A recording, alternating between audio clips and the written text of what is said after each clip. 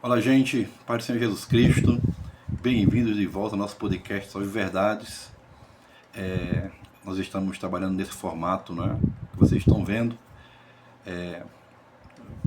Muita gente está gostando, né, está apreciando esse formato, mas vamos voltar depois ao anterior e ficar revezando, né?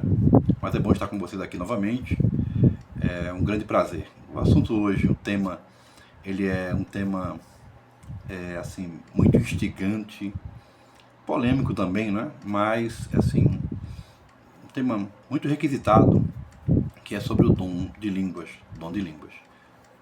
Tem havido, né, podcasts e assim, debates por aí sobre o dom de línguas. Na verdade, é um assunto que remonta, né, a muitos anos, esse debate. E, assim, para alguns já foram resolvidos, né, porque a questão é a convicção. Se você tem convicção do que você crê, e obviamente embasamento bíblico, né, então é o que vale. Mas o bom do cristianismo é assim, essa liberdade de opiniões, né? de posições. Isso é o que é bonito, né? Essa liberdade de poder divergir, divergir na interpretação, sem que com isso haja alguma cisão, né? Não, não. Mas é muito bom. E outra coisa, a divergência, há uma riqueza nisso, né? Na divergência de opiniões. Então, a posição de uma pessoa, de outra, a opinião de outra, então vai complementando até, né? Trazendo assim um todo assim mais coerente, né? Obviamente. Então, o tema é o dom de línguas no Novo Testamento. Línguas humanas ou línguas dos anjos, né? Então, o dom de língua no Novo Testamento é língua humana dos homens ou dos anjos. Também frisando que no Antigo Testamento também tem línguas, viu? Não é só no Novo, não. No Antigo Testamento há manifestações de línguas. Mas vamos nos basear, obviamente, no Novo Testamento, né? Então vamos falar sobre Atos, né? Em Atos, obviamente, Atos 2 não é dom, é uma manifestação do poder de Deus, um milagre tremendo ali. É quando o Espírito Santo vem novamente, né? Quando ele volta ali para Israel, mas agora é sobre a igreja, né? A igreja. Então, o Espírito Santo volta com poder e conferindo também poder à igreja. E ali cria-se um evento missionário, né? É um evento que as pessoas, povos de nações e línguas e dialetos diferentes estavam ali. E na descida do Espírito Santo, então, eles foram evangelizados, eles ouviram os discípulos e apóstolos ali, que foram cheios do Espírito Santo, então falar na língua de cada um, né? Na língua de cada um. Então foi um evento missionário, evangelístico, né? Muito bem providenciado por Deus, no dia certo, no momento certo, né? Quando tinha pessoas ali de vários lugares ali para a festa, então o Espírito Santo desceu e foi algo extraordinário. Então ali é um sinal, obviamente, mas já que tem a ver com línguas, então a gente vai também tratar de Atos 2 e 1 Coríntios capítulo 12 e capítulo 14, né? Capítulo 12 que fala do dom de línguas e fala de variedade de línguas e interpretação de línguas. E o 14 que fala da ordem do culto, né? As línguas, o dom de línguas na ordem do culto, na liturgia. Então, eu creio que vai ser um assunto muito bom, né? Um assunto muito bom. Então já vai aí compartilhando, chamando as pessoas para participarem também do podcast. Muita gente que quer saber mais, né? Aprender mais. Muita gente que quer uma posição, né? Uma segunda posição assim, para fazer, para comparar se a forma que crê está correta. Então, estamos aqui para isso, né? Para ampliar, divulgar esse conhecimento maravilhoso da palavra de Deus, tá certo? Então é importante aí ter você, compartilha, né? Manda para as pessoas e dá aí o seu gostei ou não gostei, tá certo? E também a sua opinião, a sua posição, o seu comentário é muito bem-vindo, né? Muito bem-vindo, tá certo? Porque nós somos parte de um todo, né? Parte de um todo. Bom, então vamos direto ao ponto, né? Esse debate, né? Sobre línguas estranhas, então perdura, como nós falamos, até séculos. E muita gente se debruçou sobre isso, né? Quantas pessoas boas, estudiosas, exegetas, se debruçaram sobre isso. Então, há aquela ala que chamada de sensacionista e é aquela ala chamada de continuista, né? Para essa primeira ala que nós falamos, então não vai importar porque eles não creem que nenhum dos dons são presentes hoje na igreja, eles não creem nisso, né? Mas a segunda ala, né, continuista, então crê que todos os dons do Novo Testamento estão presentes na igreja e, assim, principalmente o dom de língua, que a gente está falando agora, né? O dom de línguas também está presente na igreja.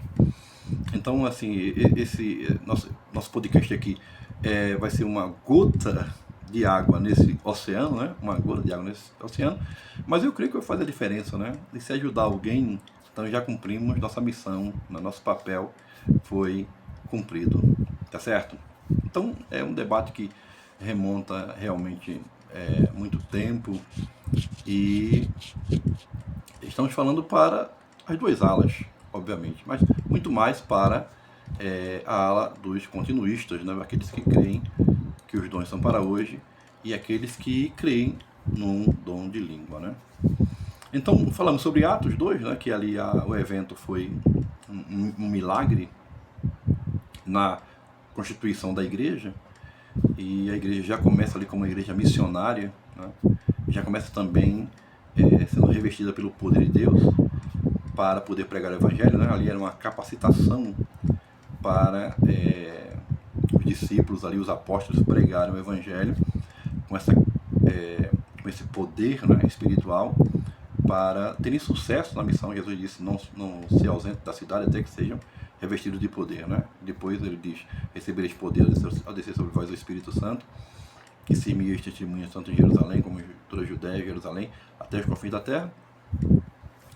Então, a igreja foi revestida e capacitada, ganhou muita gente ali, né? Ganharam muita gente para Cristo ali no Pentecostes, e a igreja passa agora a fazer um trabalho missionário espetacular, como a gente vê no livro de Atos, que a igreja não para, né? Então, já em 1 Coríntios capítulo 12, então já é uma fala sobre os dons, o apóstolo Paulo ensinando que Deus, o Pai, o Filho e o Espírito, né, que estão envolvidos, ali a Trindade, né? Então, distribuindo dons para a igreja, para o aperfeiçoamento do corpo de Cristo, para o aperfeiçoamento dos santos, para a edificação, né, do corpo de Cristo.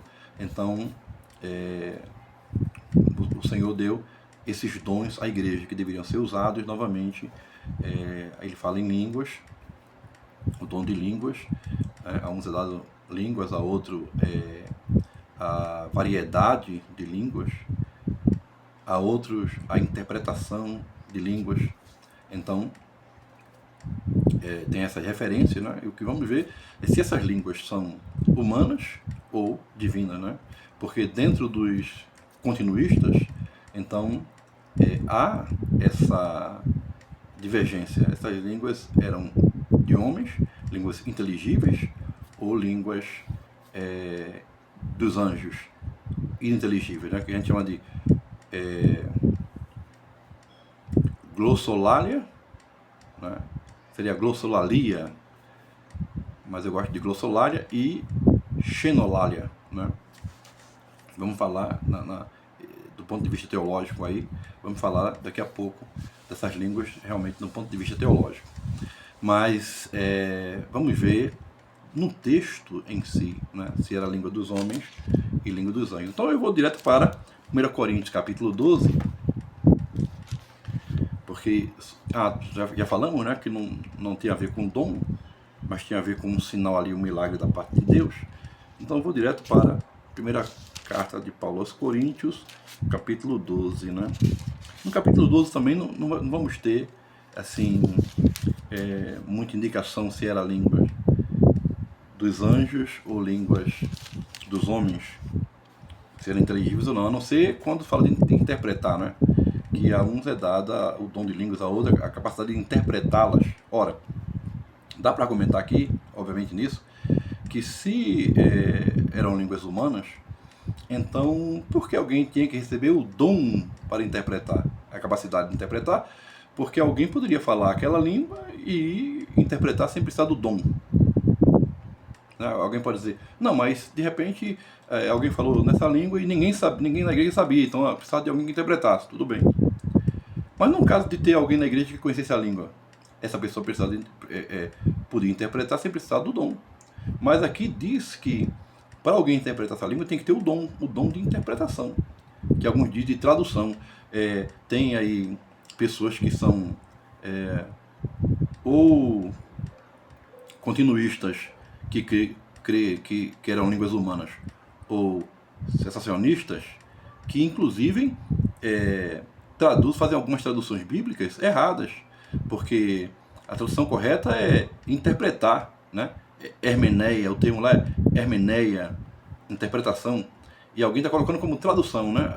Alguns recebem o dom de línguas e outros a capacidade de traduzir. Mas o texto não diz traduzir. A palavra hermeneia não é traduzir, é interpretar. Então alguns estão até mudando o texto bíblico, as traduções, para favorecer suas pressuposições, porque são pressuposições, né? Tem gente que não gosta de dom de línguas e fala até mal, diz que não é de Deus, é do inimigo, e xinga quem fala. Eu não sei que espírito é esse. E já passei por isso, né? Eu vi professores meus xingando mesmo, falando que odeia, né? E falou, inclusive, da carta aos Coríntios. Onde é que você vê o dom? Só na carta aos Coríntios. Agora veja lá a igreja do Corinto como era. A igreja de Corinto era uma igreja problemática, cheia de brigas, isso e aquilo. Mas isso não tira a canonicidade da igreja de Corinto, né? E isso não tira a legitimidade da igreja, que Paulo, quando escreve aos Coríntios, chama os irmãos de santos. Então, não tira, não, mas só porque são em Coríntios ali. E daí que é só em Coríntios? Porque cada igreja tinha a sua característica, né? A sua característica, a sua forma ali de servir a Deus e a sua maneira, com trabalho social, né? Outras mais com estudo, conhecimento da palavra ali, estudando bastante, outras com relação aos dons, que era a igreja de Corinto, né? Outra era mais na eclesiologia, como a igreja de Efésios, outras eram na teologia, como a igreja de Romanos. Então, cada igreja tinha a sua característica. Corinto era a igreja dos dons, vamos dizer assim, no bom sentido, a igreja carismática, né? Então, não tem, mas tem gente que tem raiva, chateado, e aí muda o texto bíblico, chega até a mudar o texto bíblico para apoiar as suas pressuposições, né? E isso realmente é completamente errado, né? Errado. Tem a sua opinião, a sua posição, tudo bem, mas respeita dos outros também, né? Obviamente, e mostrando base bíblica, né? Base bíblica contextualizada, bem interpretada, então não tem o que refutar, né? Pode divergir, mas refutar não vai refutar de maneira nenhuma. Agora, realmente, é no capítulo 14 que a gente vê, é no capítulo 14 que a gente vê ali uns textos importantes, interessantes, né? Por exemplo, o capítulo 14, versículo 2, da primeira carta aos Coríntios. Então, diz assim: aquele que fala em línguas estranhas, não fala aos homens, mas fala a Deus, né? Aquele que fala em línguas estranhas, não fala aos homens, senão a Deus, né? Porque ninguém entende, nenhum homem entende. Então o que acontece? Se aqui no versículo 2 diz: quem fala em línguas estranhas não fala aos homens, mas a Deus, porque ninguém entende, o ser humano não entende, então é porque Isso aí não é línguas humanas. Não é? Não é possível que não tenha alguém ali que entenda. De novo, alguém pode objetar e dizer, ah não, mas pode ser que ninguém ali fale aquela língua específica que aquela pessoa está falando. Não é? Mas é um argumento muito fraco, né? Porque Paulo diz, quem fala, não fala aos homens, mas a Deus. Porque ninguém entende, né? O ser humano não entende. Então, é muito fraco esse argumento para alguém dizer que eram línguas humanas. Se fala a Deus. Então, obviamente, é mais que humanas, né? São línguas sobrenaturais. Sobrenaturais. Né? Línguas dos anjos. E aí, continua, né? O apóstolo Paulo continua, né? Sobre aquele que fala em línguas estranhas, edifica a si mesmo, não edifica os outros, edifica a si mesmo. Então, o apóstolo Paulo aqui está dizendo que a pessoa que fala língua está edificando a si mesmo, não está edificando a igreja, e aí é onde ele assim, coloca as coisas em ordem, né? Para que alguém falando em línguas não fale de forma que venha a interromper a ordem do culto, porque está falando edificando a si mesmo, não a igreja. Então, se interromper o culto, só ele vai ser edificado, a igreja não. Então, fale consigo mesmo em Deus, para não interromper o culto e deixe o culto se processar. Então, isso realmente é importante, né? Aquele que profetiza edifica a igreja, né? Quem fala em línguas edifica a si mesmo, mas o que profetiza edifica a igreja. Então, de novo, né? Alguém falando em línguas edificando só a si mesmo, e não tem ninguém ali que fala aquela língua humana, né? De novo, não, é muito fraco, né? É um argumento muito fraco para dizer que eram línguas conhecidas por nós. Aí no versículo 8, diz assim, porque se a trombeta der um sonido incerto, né? Se a trombeta, então, emitir um som incerto, quem se preparará para a batalha? E aí ele está fazendo aqui uma colocação, uma metáfora, para preparar o argumento, que é o versículo seguinte, versículo 9, que diz, semelhantemente, também vocês, né, vós, se não por intermédio da língua, a minha tradução aqui é uma tradução literal, do grego, aí a gente tem que juntar as palavras, né? Se não por intermédio da língua, bem inteligíveis, palavras comunicáveis, né? Se você não se comunicar com palavras inteligíveis, né? Como será emitido aquilo, como será entendido aquilo que é dito? Porque como que falando para dentro do ar estareis vós, né? Ou seja, vocês vão estar falando ao ar, ao vento, porque ninguém vai entender. Então, se vocês não pronunciarem palavras em línguas inteligíveis, né? Então, quem é que vai entender? Vocês vão estar falando para o ar, né? E ninguém vai entender a comunicação. Então, é justamente isso, né, que Paulo está dizendo, né? Que uma língua inteligível serve para a edificação da igreja, da congregação, da assembleia.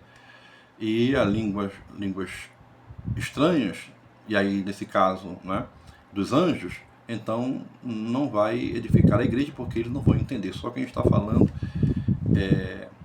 e se interpretar, no caso, a igreja pode também ser edificada, senão, né, até quem está falando, o espírito é edificado, mas o entendimento não é, porque ele não sabe nem o que está falando, né, na mente. Agora o espírito é edificado, né? Então, e aí o próximo versículo aí, versículo 14, né? Do capítulo 14, versículo 14. Porque caso eu ore em uma língua estrangeira, né? Em uma língua estranha, então o meu espírito ora, mas o meu entendimento fica sem fruto, fica sem gerar fruto, fica infrutífero. É o que eu estava dizendo, né? Se eu orar numa língua estranha, a língua dos anjos, então o meu espírito ora, é edificado, mas meu entendimento fica infrutífero. Então, assim, como é que pode ser línguas conhecidas nossas, né? De novo. E se alguém vem aqui com a argumentação de que não, mas se não tiver ninguém lá que entenda essa língua, né? Não é possível. É muito fraco, né? Essa argumentação. Agora, versículo 19. Todavia, na igreja, na assembleia, prefiro falar 5 palavras através de entendimento para os ouvintes, né, do que falar 10.000 palavras em uma língua estrangeira que ninguém vai entender. Então ele está falando, né, eu prefiro falar 5 palavras inteligíveis para a igreja do que 10.000 palavras que a pessoa não vai entender. Claro que isso aí não está falando de língua conhecida, né? Línguas vivas conhecidas nossas. Não. Está falando de línguas que realmente ninguém conhece, né? A não ser se alguém tiver o dom, essa capacitação para interpretar. Aí é outra coisa, né? E isso vem de Deus. Então, os textos são bem claros, não tem nem muito o que argumentar aqui, né? Fazer exegese aqui de que, para dizer que não eram línguas dos anjos. Então, e agora o versículo 22, para a gente passar essa parte aqui do capítulo 14, né? De forma que as línguas estranhas são para servir de sinal para os não crentes. Não para aqueles que creem, né? Para os não crentes. Os descrentes, né? Agora, a profecia, porém, não é para os descrentes, é para os crentes, aqueles que creem. Então, a língua é um sinal, veja só, não é possível que entre as pessoas que não creem, ninguém tem capacidade de interpretar? Se fossem línguas conhecidas, traduzir? Paulo diz, as línguas estranhas dos anjos é um sinal para os descrentes, ou seja, não tem quem interprete. É um sinal para os descrentes. Então pode vir qualquer pessoa, poliglota, doutorada, mas ele não vai saber, é um sinal para eles. Eles não vão entender. É isso que Paulo está dizendo. Então não é uma questão de que tem alguém que saiba e não sabe falar aquela língua especificamente. Não. É que tem que ter alguém que tem o dom de interpretar. Senão nenhum incrédulo, nenhuma pessoa descrente consegue. É isso que Paulo está dizendo aqui. Mas a profecia são línguas inteligíveis que, de fato, né, é sinal para os crentes.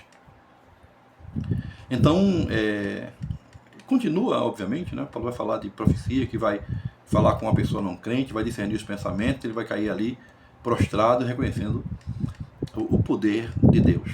Então, assim, nos textos, claro que assim, eu não estou me prendendo muito a isso, até porque, ao meu ver, não precisa demorar tanto, né? Mas aqui pelos textos.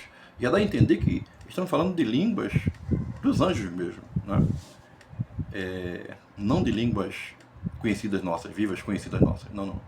É muito difícil. Agora, eu quero ir para um comentário de Strong no seu dicionário, né? Augusto Strong. Ele faz assim alguns comentários no seu dicionário, e eu quero assim pegar e assim trabalhar um pouco, né, esse comentário de Strong. Vamos lá, né? Ele falando sobre língua, né, substantivo com significado de língua, né? Aí ele coloca um órgão do corpo, né, que nós conhecemos,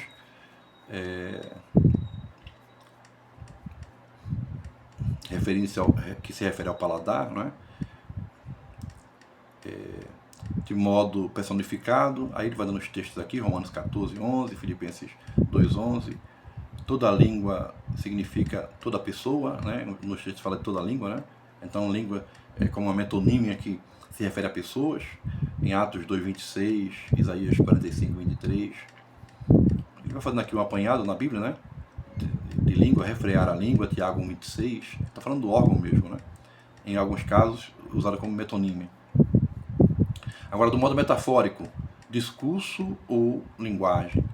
Em sentido geral, 1 João 3:18, Provérbios 25:15, aí vai. Referindo-se a uma língua ou um dialeto específico falados por um povo específico, Atos 2:11, 1 Coríntios 13:1, Gênesis 10:5, e aí vai, né? Utilizado para designar um povo que fala uma determinada língua, uma tribo, língua, né? Uma nação, e daí por diante. Agora, aí ele vai usando aqui algumas expressões montadas, né? Ele diz aqui, nas expressões glossas, heteras, diferentes línguas, a tradução, Atos 2:4, né? Depois a tradução glossas, kainais, novas línguas. Então a gente tem a primeira expressão, diferentes línguas, depois glossas heteras, depois glossas kainais, novas línguas, Marcos 16:17, né? Falando novas línguas. Depois glossas lalein, falar em línguas, Atos 10:46, Atos 19:6, 1 Coríntios 12:30, e aí vai. E depois tem outra expressão, proseuchestai, glosser, orar em uma língua, né? Orar em uma língua, 1 Coríntios 14:14. Depois temos logoi glosser, discurso em uma língua, 1 Coríntios 14:19. Você depois pode conferir os textos, né? Ou simplesmente glossar línguas, 1 Coríntios 12:10 e 28, 13:8, 14, 22 e 26. Então, aqui temos algumas coisas específicas, né? E o que Strong diz sobre isso, quando ele traz todas essas construções linguísticas aqui, mostrando os textos. Ele diz o seguinte, aqui é Strong, viu? Aspas para Strong. Aqui, segundo as duas passagens em Marcos e Atos, o sentido parece ser falar em outras línguas vivas. No caso aqui, Marcos e Atos, né? Atos 2 e Marcos 16. O sentido parece ser falar em outras línguas vivas, línguas conhecidas nossas. Porém, as passagens da primeira carta aos Coríntios são tomadas como a base. Essas expressões parecem fazer referência à fala em outro tipo de língua, né? As passagens da primeira carta aos Coríntios. Então, parece fazer referência à fala em outros tipos de língua, isto é, referindo-se talvez a um estado de grande empolgação ou êxtase espiritual de inspiração inconsciente das coisas ao redor e totalmente absorto nesta comunicação em forma de adoração a Deus, no qual a pessoa irrompe em expressões abruptas de louvor e devoção que não são coerentes e, portanto, nem sempre são inteligíveis aos outros. Ele está falando do dom de línguas. Então, ele faz aqui, veja bem, uma colocação que há, sim, essa capacitação de línguas inteligíveis, né? Como a gente viu em Atos, em Marcos, é uma capacitação, é um sinal de Deus, mas ele faz também referência a dons de línguas ininteligíveis, que realmente as pessoas não vão entender. Então, Strong ele concebe os dois tipos de línguas inteligíveis, né, conhecidas nossas, e línguas ininteligíveis, línguas não conhecidas nossas, dando os textos, né, mostrando as expressões, como elas aparecem, né, de maneira diferente nos textos em grego. Então, e continuando aqui, ele diz o seguinte, a maior parte dos intérpretes adota o primeiro significado, línguas conhecidas nossas. Alguns preferem o segundo, línguas dos anjos, inteligíveis. Outros supõem existir uma referência aos dois dons distintos, né? Eu entendo que realmente ali, em Atos 2, por exemplo, houve ali naquele milagre, então, uma atuação dos dois dons distintos. Em Atos eu vejo isso, né? Já em 1 Coríntios não, então ali em Marcos também, né? Quando diz falar de novas línguas na grande comissão, então também línguas vivas conhecidas nossas, mas em 1 Coríntios 12 e 14, então línguas realmente dos anjos ininteligíveis. Eu vejo nos textos bíblicos os dois tipos de dons, né? Ou seja, o dom para dois tipos, né, de forma diferente de falar em línguas conhecidas e língua dos anjos. Eu vejo dessa forma. porque há textos tanto para um como para outro. E aí é que há uma confusão muito grande, porque as pessoas ficam, né, se degladiando muitas vezes e debatendo, não, são línguas conhecidas, não, são línguas desconhecidas, e cada um pega ali, né, a sua parte, mas assim, eu vejo que é um debate assim, infrutífero, e que está indo só em uma parte da Bíblia, em uma única parte da Bíblia, porque você vê o dom ali para esses dois tipos de línguas e que convergem, né? Convergem com aqueles continuistas que não creem que é línguas dos anjos e aqueles que creem, né? Isso traz uma união, isso traz uma unidade, né? E os textos estão aí. Então, eu não vejo motivo para estar brigando e os debates infrutíferos, que Paulo inclusive fala, né, que esses debates não servem para nada, não edifica a igreja. Então, não é bom. Então, de fato, eu gostaria de trazer aqui, né, justamente esse ponto. Né, você que crê em línguas, mas só crê em línguas dos anjos. Não existe línguas estrangeiras. Quem não? Deixa eu dizer para você, eu já presenciei e vi Deus usando um pastor amigo meu em uma língua conhecida, e interpretando, mas quem conhecia ali podia interpretar também. Então já vi e ouvi Deus usando alguém numa língua conhecida, como também já vi e ouvi Deus usando em línguas desconhecidas, né? Eu fico preocupado com os rapazes que muitas vezes vão para o seminário, e quando chegam lá, eles muitos pentecostais, né? E quando chegam lá, os professores destroem, aproveitam que são professores, estão na posição de autoridade, e obviamente, né, sabem mais da Bíblia, e muitos são recém-chegados, então eles são destruídos ali. E eu já vi isso acontecer, né? Eu presente. Então eu tive que socorrer um amigo que ficou perdido quando o professor disse que isso não existia, que não era de Deus, aquela coisa toda. Bom, eu fico preocupado com isso, né? Com os jovens que creem, e muitas vezes eles são ali atacados pelo que ele crê no dom de língua. Não deveria. Se a pessoa não é continuista, então não seja, né? Mas deixa quem é. Né? Não, porque eu quero libertar, eu quero tirar. Quem é você? É maior que Jesus? É o Espírito Santo? Né? Então, deve-se respeitar isso aí, porque há embasamento bíblico sólido para isso. Né? Então você diz assim, não, eu creio só em língua dos anjos. Então você, né, como diz o professor Luiz Saião, você está na teologia do Saci Pererê. Né? Você está falando de um pé só. Né? E o outro diz, não, eu creio só em línguas conhecidas, vivas, conhecidas nossas. Você está também, mesma teologia do Saci Pererê, pulando de um pé só. Né? Coloca os dois pés no chão. Para de brigar por uma pressuposição que você tem e sem embasamento bíblico. Vá mais, se aprofunde mais, busque mais. Né? Então, existem essas duas possibilidades aqui no Novo Testamento, né, de línguas como dom mesmo, de línguas conhecidas nossas e de línguas desconhecidas, línguas inteligíveis e ininteligíveis. Normalmente falando daquelas palavras técnicas, né? A glossolalia e a xenolalia. Bom, é justamente para esse ponto que a gente vai agora falar sobre esses dons, do ponto de vista assim, mais teológico, né, e até mais histórico, esse debate assim,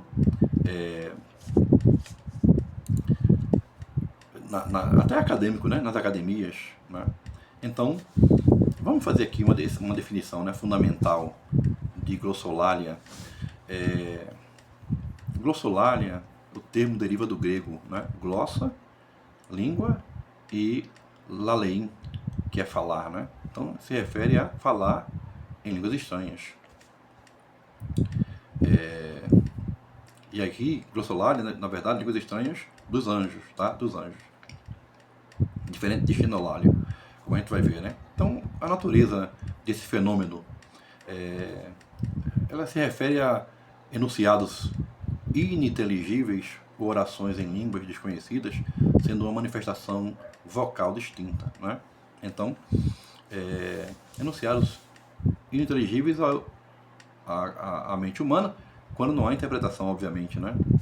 Aí não tem como conhecer uma manifestação vocal distinta do poder de Deus nesse dom. E qual é a interpretação teológica sobre isso, né? Então, na teologia clássica, é frequentemente associada à língua dos anjos ou a um estado de êxtase espiritual profundo, né? Alguns não querem dizer língua dos anjos, então diz que é um estado de êxtase espiritual profundo, mas a teologia clássica já reconheceu isso aí, né? E qual o propósito espiritual disso? Ela é considerada por muitos como uma forma de comunicação direta entre o espírito do indivíduo, da pessoa, e Deus, né? Então, é uma forma de comunicação direta entre o espírito humano e Deus, transcendendo a linguagem humana, né? Acima da linguagem humana. Então, esta é a glossolalia, né? Já a xenolalia, então, ela deriva de xenos, a palavra xenos, que é estrangeiro, né? E lali ou lalein, que é falar, né? É a capacidade milagrosa de falar idiomas humanos reais, sem aprendizado prévio, né? Então, essa capacidade, que é o milagre, de falar idiomas humanos, né? Reais, sem aprendizado prévio, sem ter feito o curso. Então, Deus dá essa capacidade. Agora vamos ver o contexto dela, né? Historicamente, identificada com um evento de Pentecostes em Atos 2, né? Então, a gente vê Atos 2, nesse caso não seria glossolalia, né? Seria xenolalia, né? E diferencia-se da glossolalia pela sua natureza inteligível para nativos do idioma, como eles diziam lá, não devemos falar em nosso idioma. Alguns dizem que o milagre ali não estava no falar, estava no ouvir, né? Ou seja, Deus capacitou as pessoas a ouvirem na sua própria língua, mas o texto não diz isso aí não. O texto diz que as pessoas dizem assim, nós os ouvimos falar em nossa própria língua. Eles falavam naquela língua.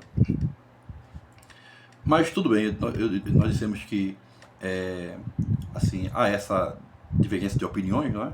E que é construtivo. Então, respeitamos, obviamente, quem disse que o milagre está no ouvir. Né? Era no ouvir que havia esse milagre de interpretação, de tradução, mas eu entendo que já saía da boca deles, né, como palavras inteligíveis para as pessoas. Né? Então, esse é o contexto. Agora, vamos ver teologicamente, historicamente, o fenômeno de Atos 2 lá em Pentecostes, né? A descida do Espírito Santo. A descida do Espírito Santo capacitou os apóstolos a falar e os ouvintes de diversas nações puderam compreender a mensagem em seus próprios dialetos conforme a descrição bíblica. Então essa capacitação, né, dos discípulos, apóstolos a falar, e essa capacitação que os ouvintes tiveram também de ouvir no seu próprio dialeto, na sua própria língua, e serem ali evangelizados e verem a glória de Deus. O exemplo primário assim, de xenolalia, né, teologia, este evento representa o exemplo bíblico primário da xenolalia no Novo Testamento, um dom milagroso onde a fala é entendida em línguas estrangeiras conhecidas pelos ouvintes. Né? Então, foi realmente um evento que marcou ali a igreja nos seus primórdios, com essa capacitação, esse dom milagroso, né? Bom, também tem um aspecto interessante, muita gente sabe, outros não sabem, que ali a xenolalia foi uma reversão da Torre de Babel, né? Uma reversão da Torre de Babel. Na Torre de Babel, Deus, as pessoas falavam uma só língua. Então Deus confundiu as línguas por causa da desobediência, idolatria e etc. Né? Deus confundiu a língua para eles abandonarem a torre e não levarem à frente o seu projeto. Mas, na verdade, ali houve onde a humanidade foi dividida, o Espírito Santo agora a une para ouvir a mesma mensagem, né? Onde a humanidade